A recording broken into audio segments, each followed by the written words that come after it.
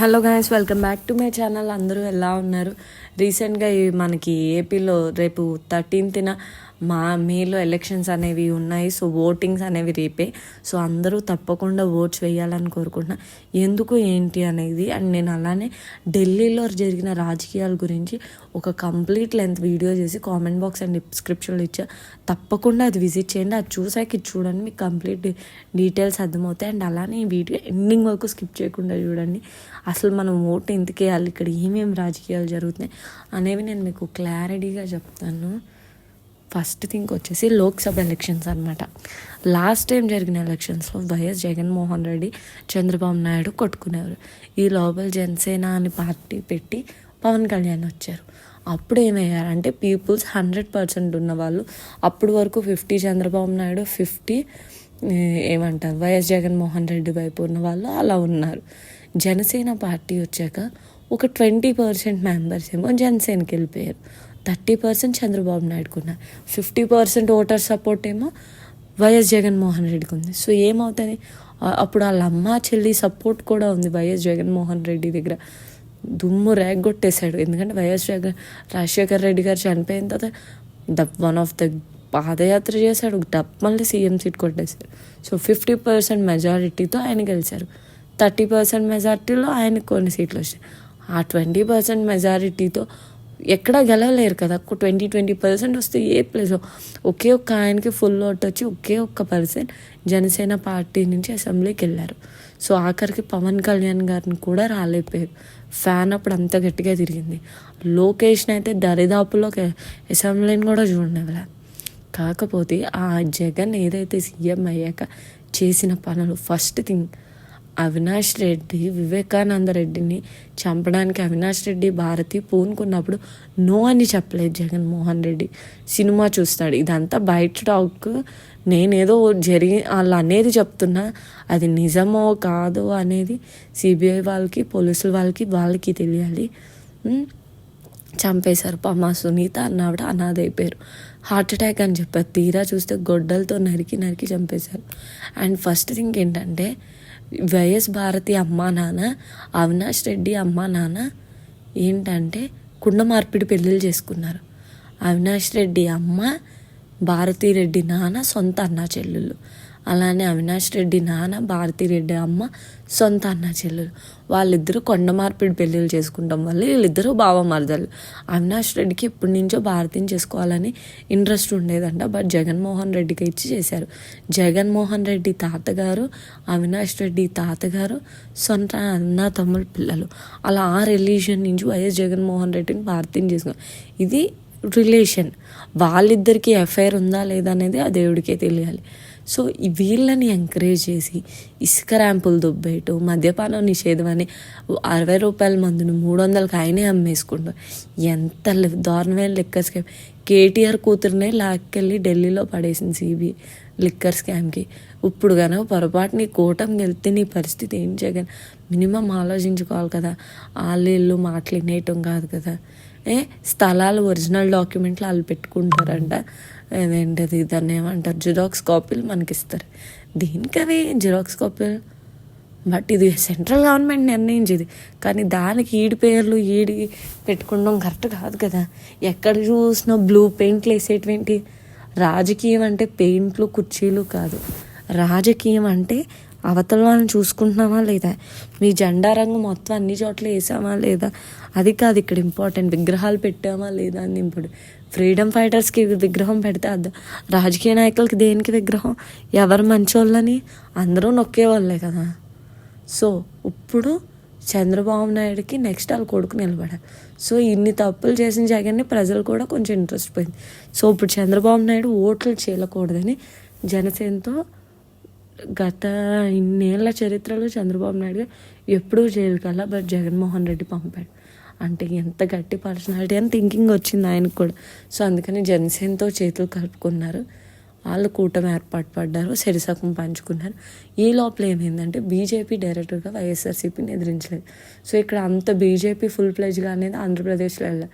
So కూటమిలో కలిస్తే మంచిదని చంద్రబాబు నాయుడు గారు అడిగారు. ఎప్పుడైతే ఈ వరకు చంద్రబాబు నాయుడు గారు తిట్టారు బీజేపీ లీడర్ మోదీ గారిని, ఇంకా చాలానే జరిగాయి.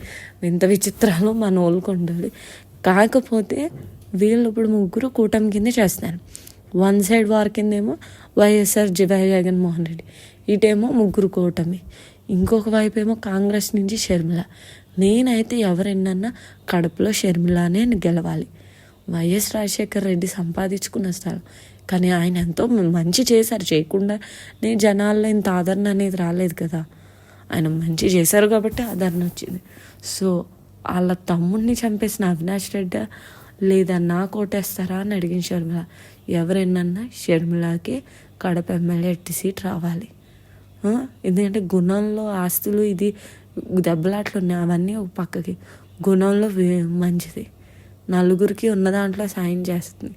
సో కడపని బాగు చేస్తుందన్న నమ్మకంతో ఈ పట్టు అవినాష్ రెడ్డి మీద వైఎస్ షర్మిలారెడ్డి గెలవాలని మనం అందరం కోరుకుందాం. రెండోది, కూటమిని గెలిపించుకోవడం వల్ల మనకి సెంట్రల్లో హ్యాపీగా ఉండొచ్చు. ఎందుకంటే మోదీ గవర్నమెంట్ సపోర్ట్ ఇక్కడ ఆంధ్రాలో స్టార్ట్ అవుతుంది. ఎందుకంటే మనకు రాజధాని లేదు మెయిన్. ఎందుకంటే సెంట్రల్ గవర్నమెంట్ అంటే ప్రైమ్ మినిస్టర్. ఎవరు ఎన్ని చెప్పండి ఏదమని, ఏపీ సీఎం జగన్ చంద్రబాబు నాయుడు అనేది మనం చెప్పలేం, కానీ ప్రైమ్ మినిస్టర్ మటుకి మోదీ చిట్టి కేసి వేసి మరీ చెప్తున్నాం. ఎందుకంటే అంత గట్సున్న పర్సన్. ఎవరు ఎన్నున్నా అందరినీ సమానంగా చూసి, అందరూ అనుకుంటారు ముస్లింని మసీదులు కూల్చేస్తున్నారు, ఇదేంటిది గుళ్ళు కట్టేస్తుంది. తప్పమ్మా, అది ఆల్రెడీ ముస్లిం రాజులు గుడి కూల్చేసి మసీద్ కట్టారు. అదే బ్యాక్ ఇమ్మని అడిగారు ధ్యానవాపి కానీ రామ్ మందిర్ కానీ, అంతకుమించి ఏమీ కాదు కదా. రామ్ మందిర్ ఫుల్ డీటెయిల్ కూడా నేను పెట్టాను. ఆ స్థలం పేపర్ రాముల వారి పేరు మీద రిజిస్ట్రేషన్ ఉంది కాబట్టి ఇచ్చింది. అలా అని వాళ్ళకి ఇంకో సైట్ ఇవ్వకుండా ఉండట్లేదు కదా. మంచి చోటన సూపర్ స్థలం ఇచ్చి మంచి మసీద్ కట్టుకోమని కొంచెం బడ్జెట్ కూడా రిలీజ్ చేస్తుంది కదా గవర్నమెంట్, కాదనట్లేదు. ఇది హిందుస్థాన్ అంటే హిందువుల కంట్రీ, క్రిస్టియానిటీ కంట్రీ అలా కాదన్నాం. అలా అని హిందుస్థాన్లో ఓన్లీ హిందువులే ఉండాలని. హిందుస్థాన్ అనే కంట్రీ 3 మతాలకి 4-5 మతాలకి చేరుకు. సో అందరూ ఐకమత్యంగా ఉండి ప్రతి దాంట్లో అర్థం చేసుకుని ఉంటే ఏ ప్రాబ్లం అనుకున్నా.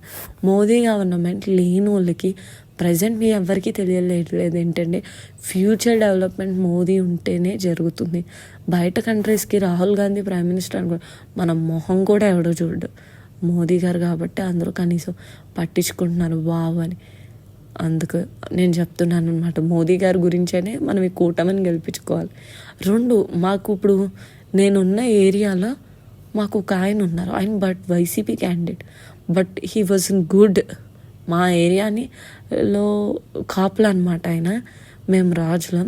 కానీ ఇక్కడ కొన్ని స్థలాలు ఆయనవే, వాళ్ళ డాడీ డొనేట్ చేశారు ఎంతమందికో. సో ఇప్పుడున్న దాని ప్రకారం నాకు ఆయన్ని గెలిపించుకోవడం కూడా ఇంపార్టెంట్.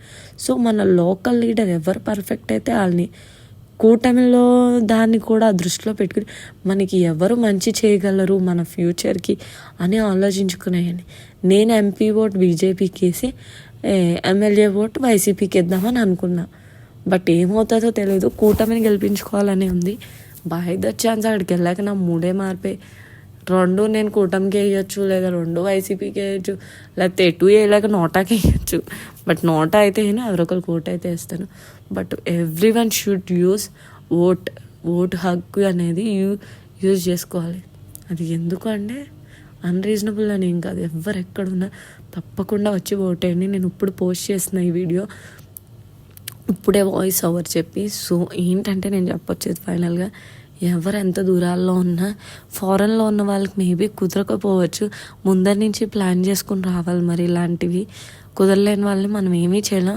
బట్ లోకల్ ఇండియాలో ఉన్న వాళ్ళు ఫ్లైటో ట్రైనో పట్టుకుని రేపు మధ్యాహ్నానికైనా రీచ్ ఓటు హక్కుని వినియోగించుకోండి. ఎందుకు చెప్తున్నానంటే మన నాయకుడిని మనం ఎంచుకోవాలి.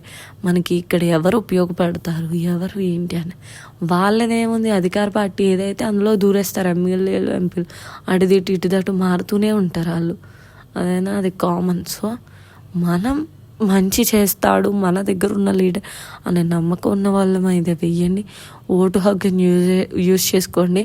బట్ నేను ఫ్యూచర్ జనరేషన్కి ఓటు వేసే వాళ్ళకి ఒకటే, కూటమిలో కనుక బీజేపీ నిలబడితే బీజేపీకే ఓటేయండి. ఎందుకంటే ఇదేమీ ప్రమోషన్ ఏం కాదు, బట్ మీకు దాని నుంచి వచ్చే మంచి జరుగుతుంది. నేను రాహుల్ గాంధీని అయితే అంతేమీ కాదు, బట్ గాంధీ ఫ్యామిలీ సెట్ చాలా నెగిటివ్స్ ఉన్నాయి. మోస్ట్ ఆఫ్ ఆల్ గాంధీ వల్లే నెగిటివ్స్ ఉన్నాయి. గాంధీ చేసిన పనులు, సుభాష్ చంద్రబోస్ని వాళ్ళని చంపేయటానికి వాళ్ళని వదిలేయటం, ఆ టైంలో ఎన్నో అందరూ గాంధీ గారు ఏదో చేశారు. గాంధీ గారి కన్నా కష్టపడిన వాళ్ళు కొన్ని వందల మంది ఉన్నారు. వాళ్ళు ఎవరిని ప్రపంచం పట్టించుకోవాలి. ఆఖరణ కొంచెం చేసిన గాంధీని మటుకి పైకి లేపేశారు. అది నా ఉద్దేశంలో కరెక్ట్ కాదు. అసలు నాకు ఆ ఫ్యామిలీయే కరెక్ట్ కాదనేది నా ఫీల్. సో బీజేపీ లీడర్స్కి వేయాలనేది నాకు. షర్మిలానేమో కడపలో గెలిపించుకోవాలి. సో మీకు నచ్చిన వాళ్ళకి ఓటేయండి. కామెంట్ బాక్స్లో ఉన్న లింక్ విజిట్ చేయండి. అండ్ ఈ వీడియో కనుక మీకు నచ్చితే please do like, share and subscribe to my channel.